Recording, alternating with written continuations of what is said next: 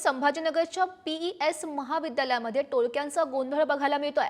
परीक्षेमध्ये विद्यार्थिनींना हिजाब का घालू देत नाही असा सवाल उपस्थित करत हे टोळके धिंगाणा घालतायत। प्राचार्याच्या केबिनमध्ये धिंगाणा घातल्याची घटना सध्या समोर येते आहे। प्राचार्य डॉक्टर अभिजित वाडेकर यांची छावणी पोलीस ठाण्यात तक्रार त्यांनी दाखल केलेली आहे। टोळक्यानं जलील यांच्या नावाचाही उल्लेख केल्याचंही तक्रारीत नमूद केलं गेलंय।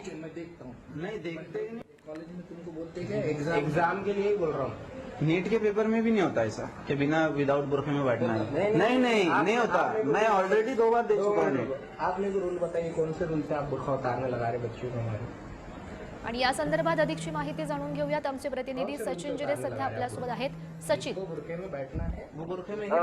काही जे तरुण होते ते आम्ही MIMच्या विद्यार्थी संघटनेचे पदाधिकारी आहोत आणि आम्ही इम्तियाज जलील यांचे नाव घेऊन त्यांनी देखील या प्राचार्यांना धमकावण्याचा प्रयत्न केला आहे। त्यांची मागणी अशी होती की यामध्ये ज्या मुली ज्या परीक्षार्थी आहेत त्यांना हिजाब घालू द्या, तुम्ही का हिजाब त्यांना घालू देत नाही अशा पद्धतीचा सवाल त्यांनी उपस्थित केला।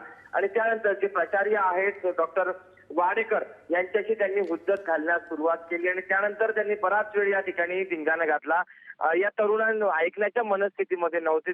वाडेकर त्यांना समजूत घालून समजावून त्यांना सांगत होते, मात्र ते ऐकण्याच्या मनस्थितीमधून त्यानंतर आता यांनी इम्तियाज जलील यांचे देखील नाव घेऊन वाडेकर यांना धमकी दिली। त्यानंतर डॉक्टर वाडेकर यांनी इम्तियाज जलील यांना थेट फोन लावला। त्यानंतर इम्तियाज जलील यांनी त्यांना माहिती दिली की हे कार्यकर्ते मी पाठवलेले नाहीये। त्यानंतर वाडेकर यांनी छावणी पोलीस स्टेशन गाठत या सर्व तरुणांविरोधात तक्रार दिलेली आहे। मात्र अजूनही या प्रकरणामध्ये गुन्हा दाखल झालेला नाहीये। मात्र ही मंडळी मग होती कोण असा प्रश्न उपस्थित केला गेला आहे आणि ते प्राचार्यांना त्यांनी धमकी देण्यापर्यंत या तरुणांची मदत केलेली आहे। त्यामुळे कुठेतरी यांच्यावरती कठोर कारवाई करण्यात यावी अशी देखील आता मागणी करण्यात येत आहे।